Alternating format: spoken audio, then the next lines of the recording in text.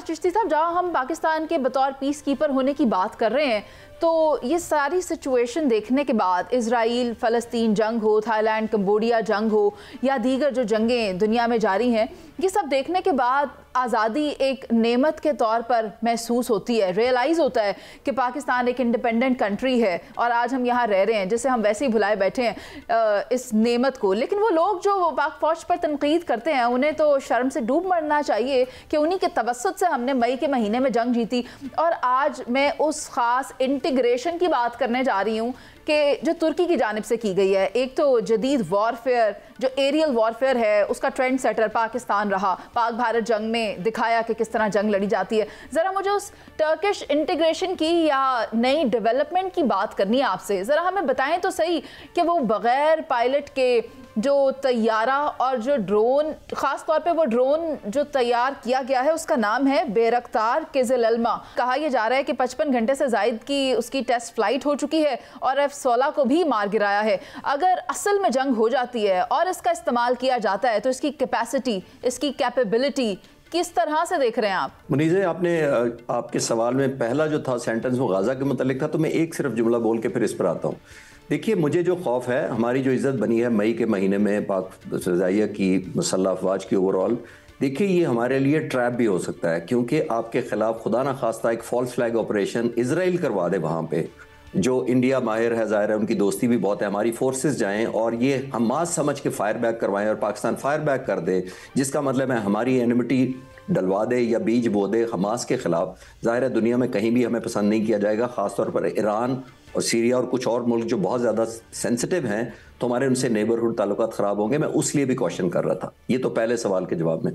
दूसरा जो आपको मुबारक हो, आपने इतनी ज़बरदस्त टर्किश बोली है, जो आपने बेरख्तार किज़िलअल्मा कहा है, तो वो मैं टर्की में क्योंकि वॉर कोर्स कर चुका हूँ टर्किश लैंग्वेज में, तो मैं आपके व्यूअर्स को पहले ही बताता हूँ किज़िलअल्मा का मतलब क्या होता है। Red Apple. इसका मतलब होता है रेड एप्पल होता है, लेकिन रेड एप्पल में यहाँ पर कुछ और मतलब लिया गया है। यहाँ पर वो कहते हैं उस्मानिया जब सल्तनत थी तो वो प्राइड ऑफ द नेशन या नेशनल जो एम्बिशन होती थी, ये उसका कहा जाता है।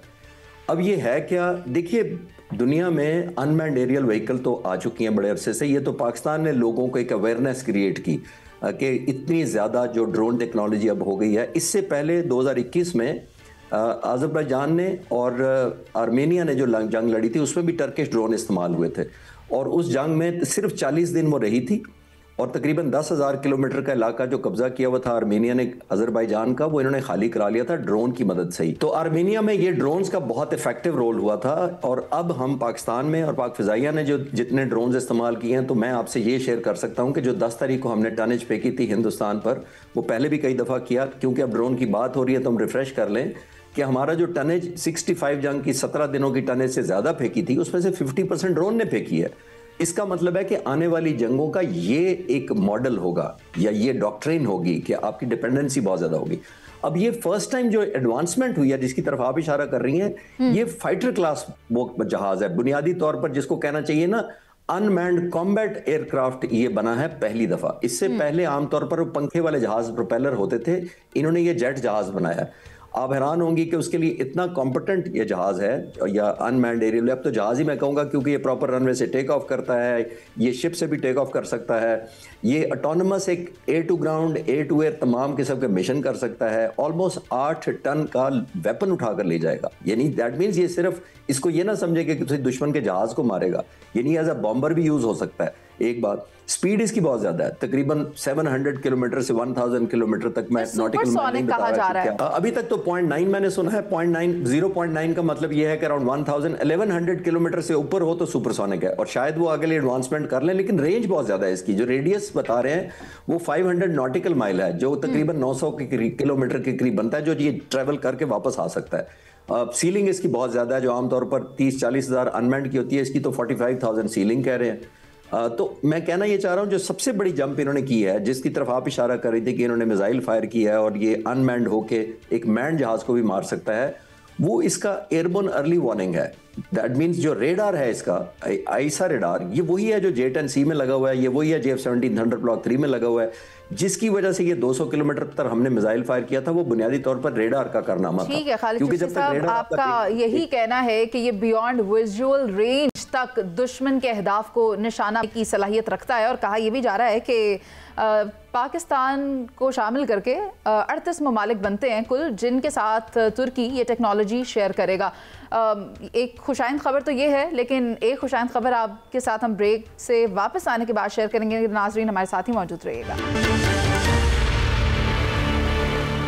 ویلکم بیک ناظرین۔ مریم نواز کے صاحبزادے جنید صفدر کی شادی کے حوالے سے اہم خبریں سامنے آ رہی ہیں کہ وہ ایک مرتبہ پھر سے رشتہ ازدواج میں منسلک ہونے جا رہے ہیں۔ وہ فیملی کون ہے، یہ شادی کب ہو رہی ہے، اس پر ایکسکلوسیو سٹوری ہے، آپ کے ساتھ شیئر کریں گے، اور ساتھ ہی ساتھ بات کریں گے جو گزشتہ روز واقعہ پیش آیا علیم خان اور پیپلز پارٹی کی سینیٹر پلوشہ بہرام کے درمیان۔ آخر تلخ کلامی کی وجہ کیا بنی، اس جانب بعد میں آئیں گے، لیکن سب سے شہزاد حسین بٹ صاحب ذرا خبر تو دیں کہ شادی ہونے جا رہی ہے جنید صفدر کی، پلان کیا ہے، کس کے ساتھ ہو رہی ہے، وہ کون سی فیملی ہے، اور جہاں ہم فیملی کی بات کر رہے ہیں کہا یہ جا رہا ہے کہ ماضی میں کبھی نواز شریف صاحب کے ساتھ کچھ تعلقات اچھے نہیں رہے اس فیملی کے۔ نہیں منیزہ معین صاحبہ، تعلقات تو بہت اچھے تھے رہے، لیکن وہ چیزیں چلتی رہتی ہیں۔ آپ بات کر رہی ہیں روہیل اصغر صاحب کی۔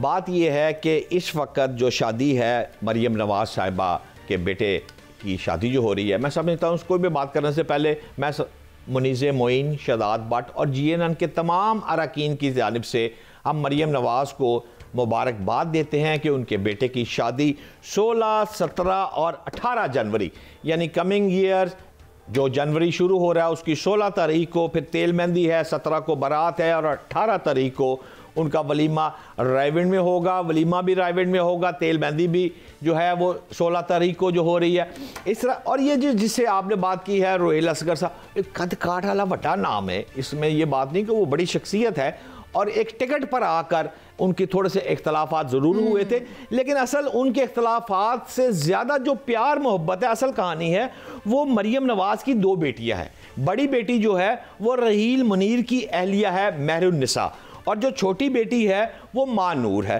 اچھا، چھوٹی بیٹی جو ماں نور ہے اس کی جو پوتی ہے روہیل اصغر صاحب کی، یعنی روہیل اصغر کے بیٹے کی بیٹی، وہ جو ماں نور کی آپس میں 15-20 سال سے وہ بچیاں آپس میں بہت زیادہ قریبی دوست ہیں۔